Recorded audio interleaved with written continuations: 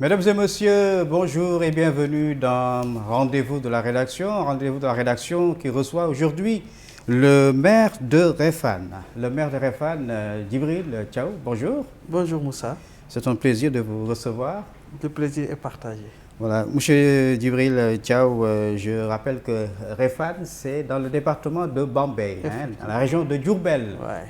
Voilà, nous allons évoquer évidemment l'actualité nationale, mais aussi votre commune, ce que vous avez pu réaliser dans votre commune. Nous vous laissons le soin de, évidemment, saluer les téléspectateurs avant d'entrer dans notre sujet. Merci Moussa. Donc, je salue les téléspectateurs qui nous suivent sur la chaîne Touba TV. Et parmi ces téléspectateurs, je voudrais adresser mes salutations particulières à la communauté de Réfane, au département de Bambey, à tous les chefs religieux, au khalife général des Mourides, je devrais commencer par là, et à mon guide religieux, Serigne Asfale Mbaké, Serigne Mor Fatim Mbaké, le khalife de Darussalam, et toute la famille de Mam Cheikh Anta Mbaké. Dans mes recherches, j'ai vu que vous étiez secrétaire général de l'ARS Sop Khadim. Effectivement. Il fut un temps. J'étais le secrétaire général du Daïra Sop Khadim Rassoul de Touba Réfane, qui est une grande fédération de Daïra qui a en charge l'organisation du Magal de Touba Réfane. Mais depuis que je me suis impliqué en politique, tout comme j'étais le président de l'association pour le développement de Réfane, mais il y a des structures pour lesquelles je pense que le mieux c'est de se retirer un peu quand on est vraiment sur la scène politique, pour qu'il n'y ait pas de confusion. Depuis que vraiment j'ai investi le terrain politique, je me suis retiré un peu de ces organismes-là pour que vraiment qu'il n'y ait pas de confusion. Voilà. Et j'ai vu également que Réfane faisait partie de ces communautés rurales érigées en communes. Effectivement. Oui. Donc Réfane, c'était une communauté rurale. Oui. C'est à la faveur de la communalisation intégrale qui est intervenue en 2014 qu'elle a été érigée en commune. Oui, oui. Et depuis lors, nous sommes, par la grâce de Dieu, le premier maire de la commune de Réfane. Le premier maire de la commune de Réfane. Aujourd'hui, 5 ans après, la date, en tout cas, le maire a expiré depuis 2019. Effectivement. Le mandat a expiré. Effectivement. Est-ce qu'aujourd'hui, ça ne porte pas préjudice à la gestion de manière générale dans vos communes? Oui, effectivement. Bon, vous savez, pour une bonne gestion, il faut une planification sur la durée. Or, aujourd'hui, il est presque hasardeux de faire une planification dans la durée parce que nous ne savons plus à quelle date que nous allons nous arrêter.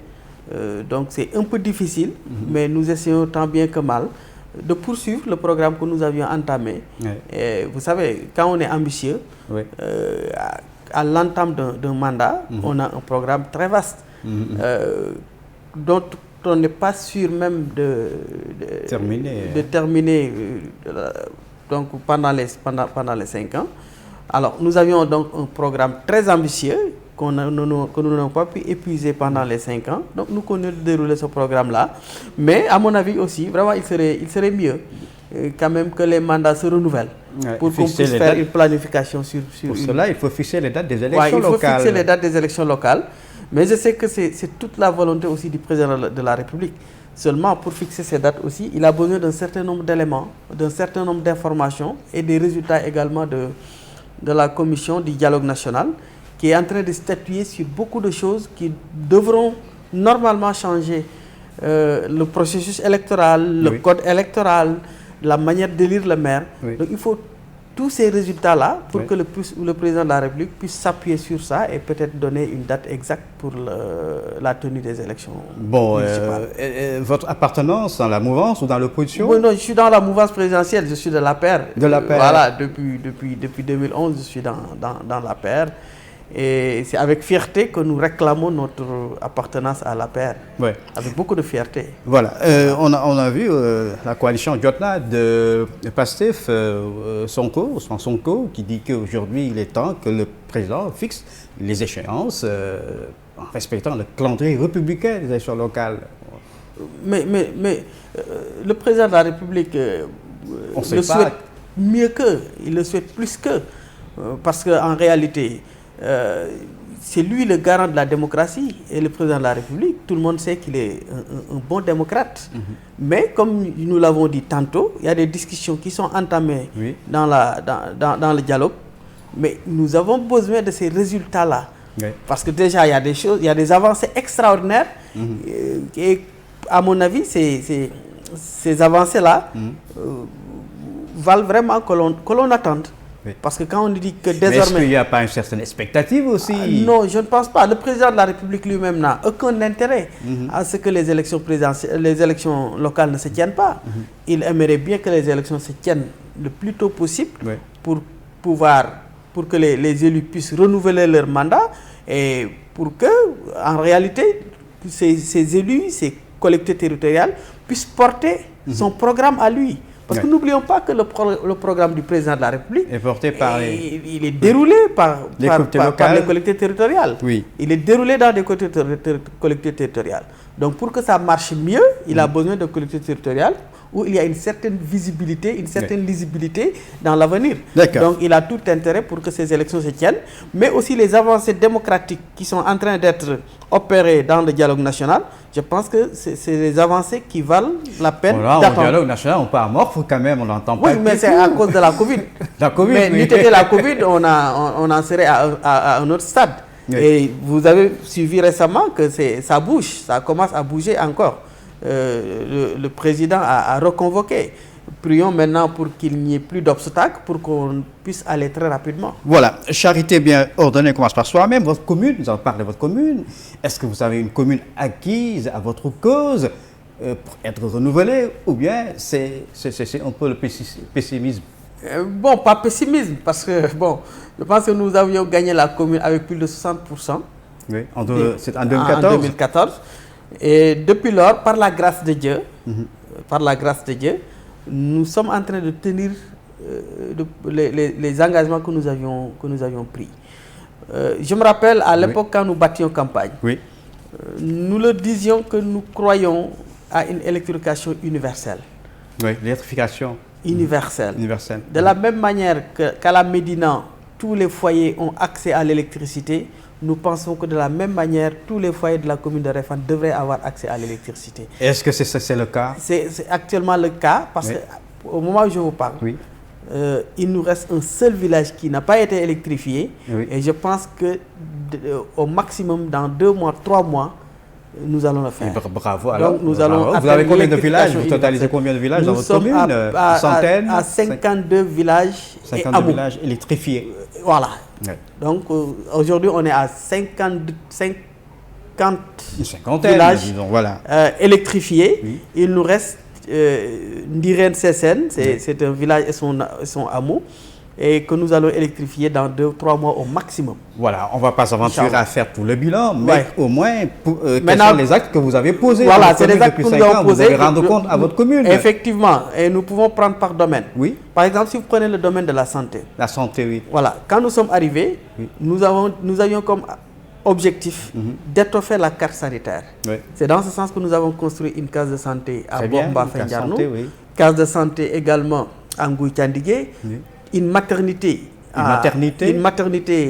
au poste de santé de Ndarep, et nous avons réfectionné des cases de santé à Mbambey, à Ndong, et nous avons acquis 3 ambulances. Ah bon? 3 ambulances? Une ambulance pour Réumao, une ambulance pour le poste de santé de Réfane. Des ambulances médicalisées ou pas? Oui, des ambulances médicalisées. Très bien. Une ambulance pour la case de santé de Mbambey. Donc chez nous, même les cases de santé, nous essayons de les doter en ambulance.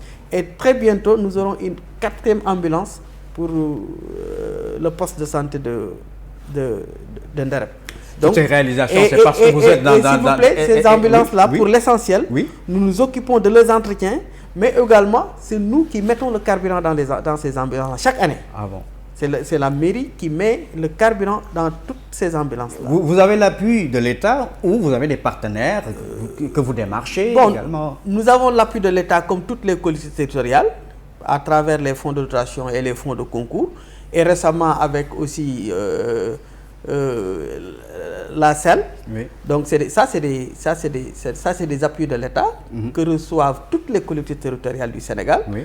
Mais également, nous avons nos relations personnelles avec des amis, notamment avec les ambulances là. Oui, en créant des jumelages. Voilà, c'est ça. Villes. Donc, avec ça, vraiment, nous essayons, tant bien que mal, de tenir les promesses que nous avions faites. Voilà, la santé, les plateaux techniques également. Oui, le plateau technique.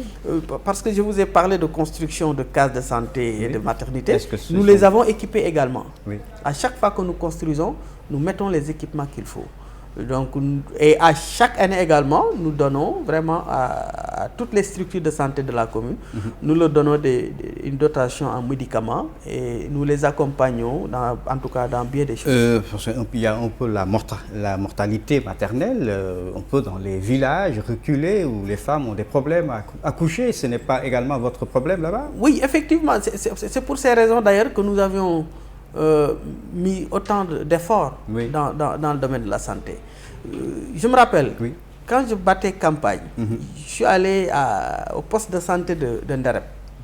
Alors, ce que j'ai constaté, c'est que ceux qui venaient d'accoucher étaient dans la même salle d'hospitalisation que d'autres malades qui ont peut-être le paludisme, un autre peut-être la maladie infectieuse, on ne sait pas. Mais on les mettait dans la même salle sur des lits côte à côte. Quand j'ai vu ça, j'ai tressailli. J'ai dit que quand je serai maire, cela va cesser. Et vous avez réglé ce problème-là. C'est pourquoi nous avons d'urgence mis une maternité dans le poste de santé de Ndarep pour permettre vraiment aux femmes qui accouchent d'être mises dans de très bonnes conditions et dans des conditions de sécurité où il n'y a aucun risque de contamination de la femme elle-même qui a accouché ou de son bébé. Bien.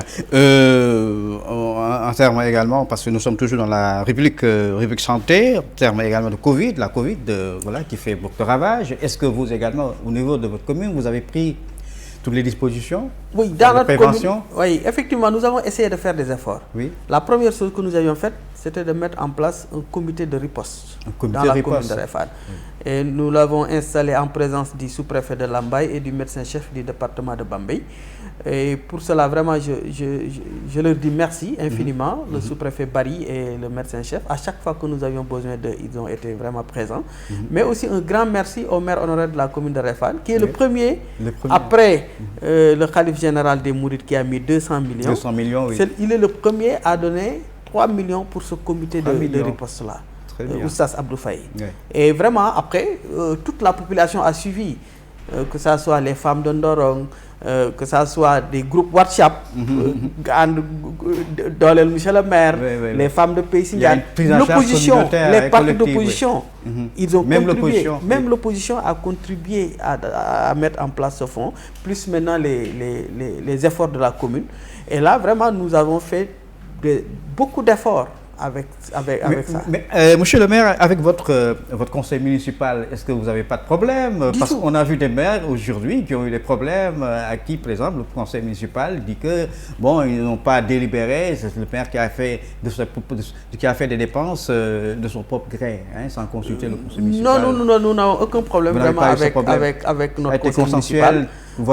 Nous votons vraiment, nous nous réunissons régulièrement. Tout est clair, c'est transparent. Je ne prends aucune mesure qui relève de la délibération, je ne le prends jamais par moi-même. Voilà. Ce n'est pas une gestion solitaire, c'est participative. Du tout. Oui. Toutes les décisions qui relèvent d'une délibération, je convoque le conseil municipal qui se réunit légalement en présence de l'autorité qui est le sous-préfet pour le contrôle de légalité, et nous faisons nos délibérations en bonne et due forme. Parce que il y a des choses qui sont extrêmement dangereuses qu'il ne faut jamais faire.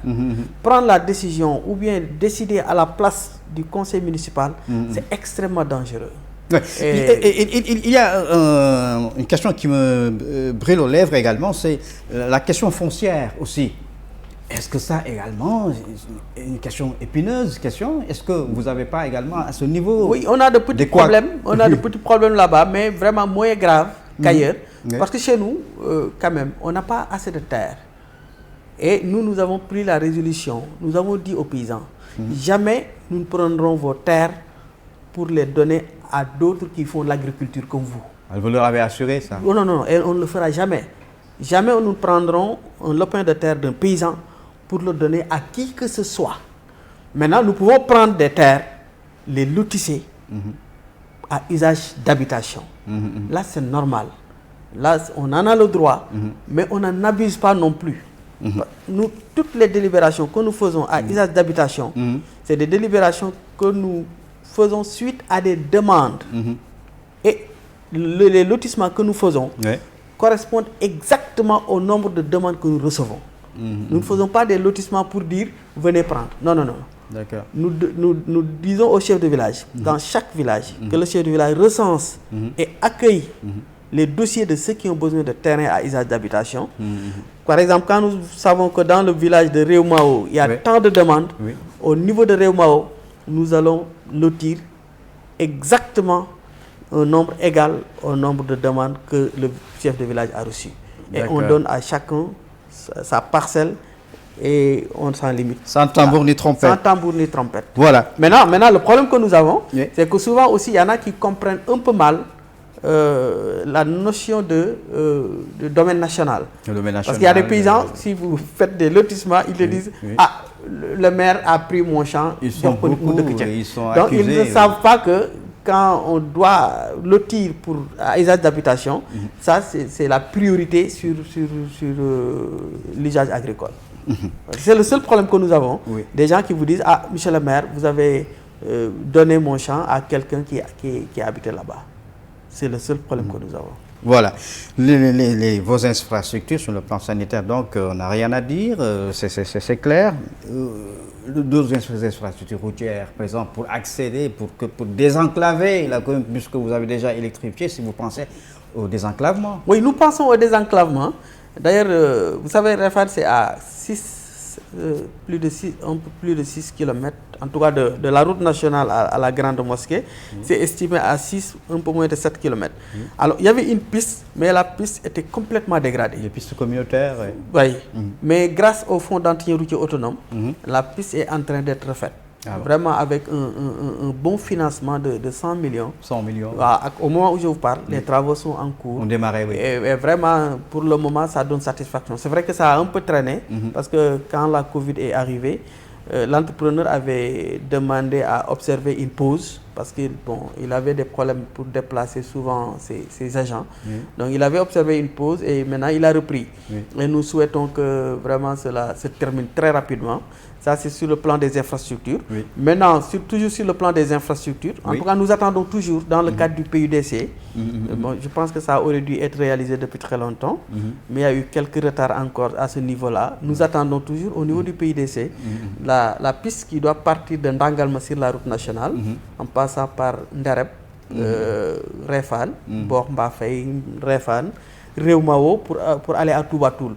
Donc, c'est une piste d'une importance économique capitale. Parce que relier la route nationale à hauteur de Ndangalma à Toubatoul, si vous connaissez le marché de Toubatoul, si vous connaissez qu'à partir de là également vous pouvez aller à Tivaouane, c'est un acte extrêmement important. Ça faisait partie de votre chantier, Oui, mais c'est des choses que vous n'avez pas pu réaliser. Vous savez, ça c'est des investissements très lourds. Que la mairie n'a pas les ressources. Mais en tout cas, c'est prévu dans le cadre du PUDC. Les études ont été déjà faites, tout est terminé. Il ne reste que la réalisation. Peut-être c'est au niveau du PUDC maintenant que ça tarde. Mais je sais également qu'au niveau du PUDC, parce que je parle souvent au directeur, M. Cheikh Diop, le directeur du PUDC, il a beaucoup de volonté. Et je sais que peut-être, dès que l'occasion se présentera, ils vont réaliser cette piste-là. Voilà. Est-ce que vous avez un budget assez costaud quand même pour réaliser tout cela? Bon, vous savez, notre budget n'est pas très costaud. Les municipalités, c'est... Voilà, notre budget n'est pas très costaud, facile, ça tourne autour de 100 millions. Donc, ce n'est pas très costaud. Mais à côté de ce budget, quand même, nous essayons, avec le fonds d'entretien, par exemple, c'est pas costaud, vous voyez. Mais il y a d'autres recettes qui peuvent venir d'autres partenaires et qui ne sont pas forcément logés dans le budget. Par exemple, les 100 millions avec lesquels nous sommes en train de réaliser la piste Kabaréfane, ce n'est pas logé dans notre budget. Mais voilà, également, il faut reconnaître avec le programme national de développement local, il y a des efforts extraordinaires qui sont en train d'être faits pour accompagner les collectivités territoriales. Et nous avons bénéficié vraiment de ces efforts-là. D'ailleurs, récemment, nous avons construit beaucoup de cantines au marché de Réfane grâce à ce programme national de développement local. Je salue au passage et remercie mon frère, le secrétaire exécutif, M. Mamadou Thiaw, maire de Tasset, c'est lui le secrétaire exécutif du PNDL. Nous avons électrifié des villages grâce à ce PNDL. Donc c'est des choses qui arrivent et qui ne font pas vraiment partie du budget de la commune. Voilà, ça fait partie de vos propres initiatives. Effectivement. Voilà, vos trucs et astuces pour développer votre commune. Et est-ce que vous n'êtes pas aussi confronté à un problème d'occupation irrégulière, les marchés qui sont souvent assaillis, qui occupent les maisons, ce n'est pas non plus notre problème? En fait, nous avons plutôt un flou dans le marché de Réfane. J'avoue que c'est quand même un petit problème qui est là-bas, parce que dans l'attribution qui a été faite parce que là-bas, il n'y a pas de construction de cantine. Ils avaient fait un lotissement et ils ont vendu. Ils ont vendu les parcelles et chacun est venu construire son cantine, son magasin. Finalement, ça fait désordre. Donc c'est un marché qui n'est pas dans les normes. Bon, c'est pas dans les normes, il faut l'avouer. Et qu'est-ce que vous envisagez de faire? Bon, vous savez, c'est très difficile de corriger. Parce que souvent, ils brandissent des délibérations qui ont été données par mes prédécesseurs. Donc ça reste légal, parce que c'est un conseil rural qui avait délibéré et qui a donné ces papiers-là.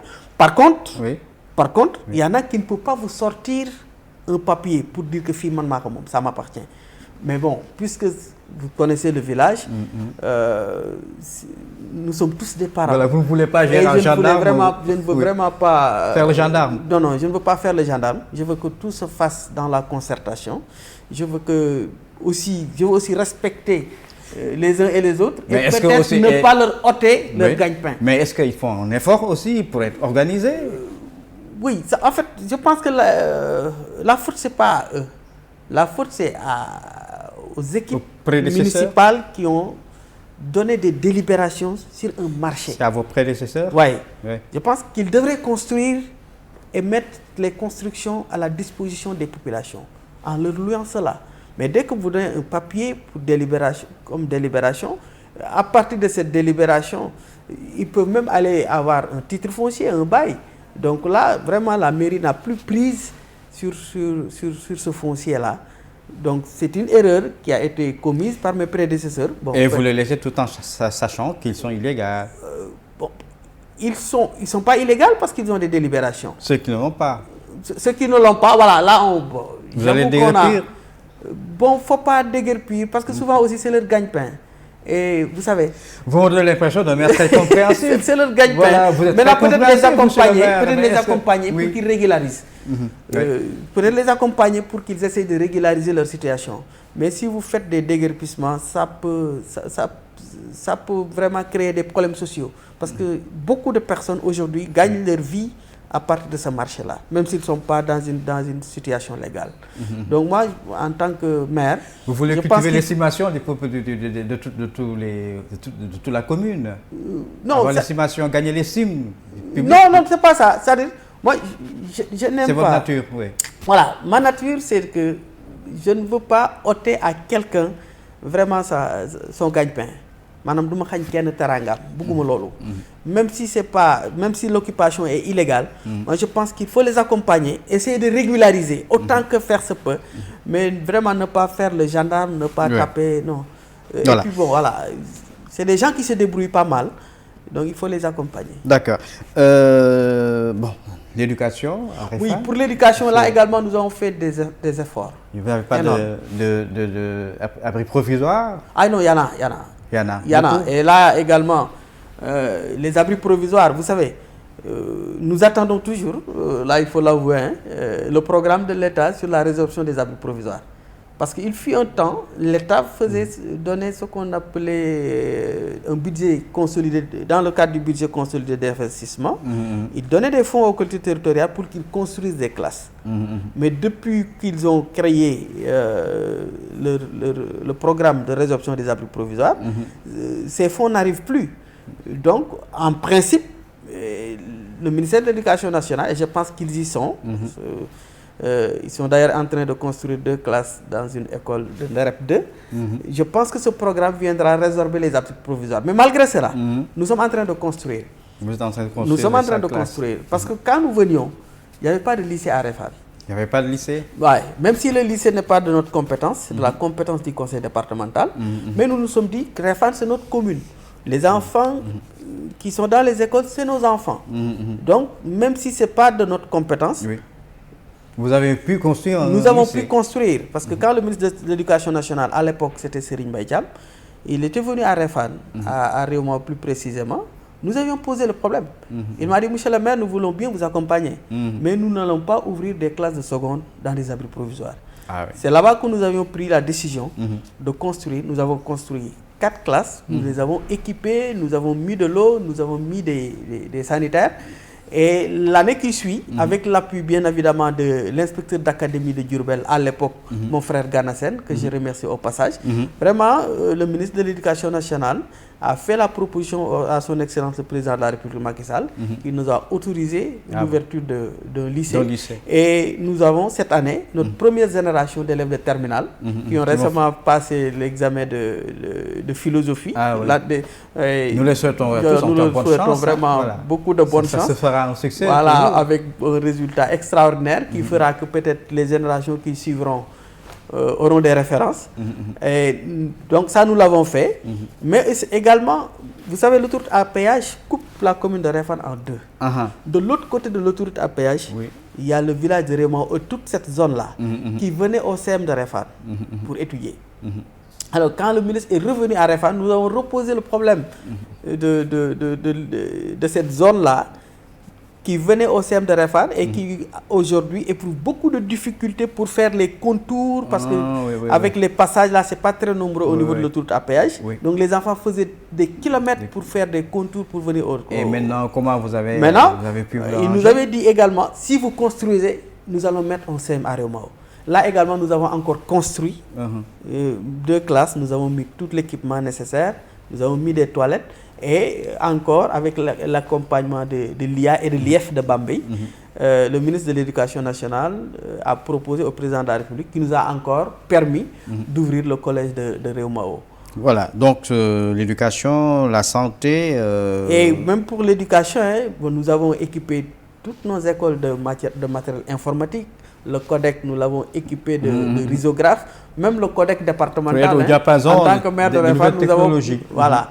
Donc vraiment, nous les accompagnons et là aussi, il faudra féliciter les équipes pédagogiques. Parce que tous les efforts que nous faisons, ça se retrouve au niveau des résultats. Par exemple, au CFE, la commune de Réfane est toujours positionnée parmi les meilleures communes. Voilà, c'est ça que j'allais vous demander en termes de résultats. Là, vraiment, puisque vous les avez bien équipés. Félicitations, toutes mes félicitations à l'équipe pédagogique, à toutes les équipes pédagogiques de la commune de Réfane. J'en profite pour remercier le CODEC, M. Faye, qui est actuellement le président du CODEC, mais aussi le proviseur du lycée de Réfane, une brave dame qui est en train d'abattre un travail extraordinaire, tout comme vraiment les 2 principaux des collèges de Nderep et de Réaumont. À Réfane, dans la commune de Réfane, touchons du bois, les équipes pédagogiques sont en train de faire un excellent les équipes pédagogiques, vous avez donc les félicitations du maire. Voilà, il le dit en direct. Merci. Voilà, c'est bien. Et voilà, donc sur le plan éducation, ça va, la santé. Et maintenant, l'approche communautaire. Est-ce que les populations se sont appropriées en tout cas, vos décisions, ce que vous faites, la communication entre vous et votre commune? Oui, en fait, les populations se sont appropriées ce que nous faisons. Parce que c'est facile. Nous les avons impliqués parce qu'à chaque fois, nous les écoutons pour savoir quelle est leur priorité à eux. Parce que ce que je considère comme priorité, moi, peut ne pas être leur priorité à eux. Tout à fait. C'est pourquoi nous avons toujours vraiment une approche participative. Nous leur tendons l'oreille, nous leur demandons ce qu'ils attendent de nous et nous essayons vraiment de calquer notre action à partir de ce qu'ils nous disent, à partir des besoins qu'ils ont exprimés. Donc c'est ça vraiment notre approche. Et maintenant c'est facile de voir si les populations sont satisfaites ou pas, surtout avec les réseaux sociaux. Facilement, les actes que vous posez, les choses que vous réalisez, les retours nous reviennent. Les gens vous appellent pour dire monsieur le maire, c'est très bien.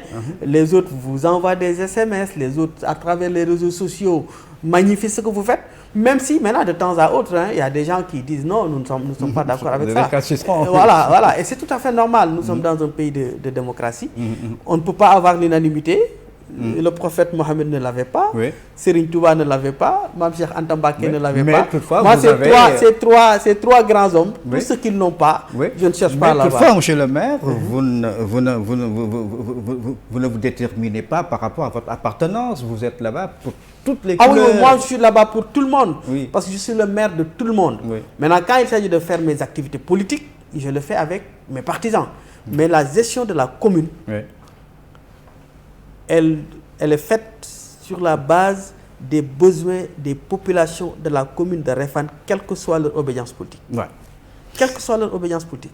Donc aujourd'hui, vous êtes satisfait de votre bilan. Évidemment, ce n'est pas une autosatisfaction. Mais... Oui, sans trop verser dans l'autoglorification, quand même, nous sommes satisfaits. Franchement, nous sommes satisfaits. Maintenant, ce qu'il nous reste à faire sur le plan de la santé, surtout, il nous faut d'urgence un centre de santé à Réfane. Ça, aujourd'hui, c'est notre priorité. La priorité des priorités. Et peut-être maintenant, l'axe Kaba-Réfane, il faudra essayer de bitumer. L'axe dont j'ai parlé tout à l'heure pour rallier Ndangalma à Touba, vous avez un projet que vous ne pouvez pas terminer en 5 ans. Évidemment, il vous faut un autre mandat, monsieur le maire, alors. Oui, sans le dire. Oui, un autre mandat. Attendons le moment. Votre projet, peut-être. Oui, vous savez, même si j'ai un autre mandat, je vais formuler un autre programme qui certainement ne pourra pas être terminé en 5 ans. J'espère que vous allez battre campagne pour les locales. Mais la campagne qui va venir, personnellement, moi j'entends la vivre, Inch'Allah, si Dieu nous donne longue vie, j'entends la vivre de la manière la plus simple. Parce que pour moi, un maire sortant quand même, il n'a plus le droit de faire dans le tapage, dans les promesses. Ce que nous comptons faire, c'est de venir présenter nos réalisations et de dire aux populations, Boulen-Doye, votez pour nous. Si ça ne vous satisfait pas, mais votez pour un autre. C'est ce que nous entendons faire. Parce qu'on ne peut pas quand même prendre 5 ans, 6 ans même, parce que nous sommes à 6 ans et quelques mois, et venir dire, vous ne faites pas de démagogie. Non, jamais de démagogie, parce que je ne peux pas le faire d'ailleurs. Parce que vous savez, Réfane, c'est une commune où tout le monde est parent.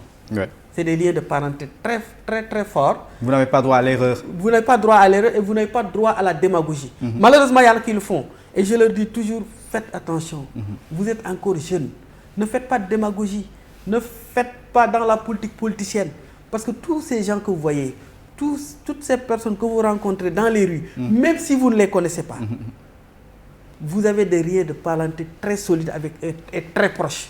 Et comment vous avez pu conquérir la commune en n'étant peut-être pas trop politicien, si je vous entends? Oui, en fait... Vous avez eu la sympathie Oui, en fait, c'est peut-être parce qu'à un moment donné aussi, très jeune, à très bas âge, nous avons quand même travaillé pour la communauté.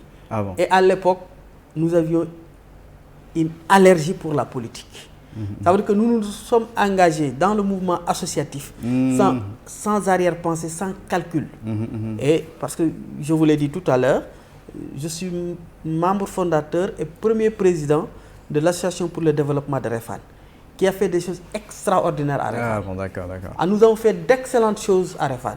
Et j'étais également secrétaire général de la Fédération de Daïra Sop Khadim Rassoul. Il y avait déjà des choses qui ont été faites. Vraiment, j'avais la main à la pâte. Et à un certain moment donné aussi, j'ai réalisé qu'il y a des personnes qui venaient d'ailleurs, qui venaient utiliser les populations de Réfane comme bétail électoral. Et au finish, Réfane ne gagnait pas grand-chose dans les activités politiques.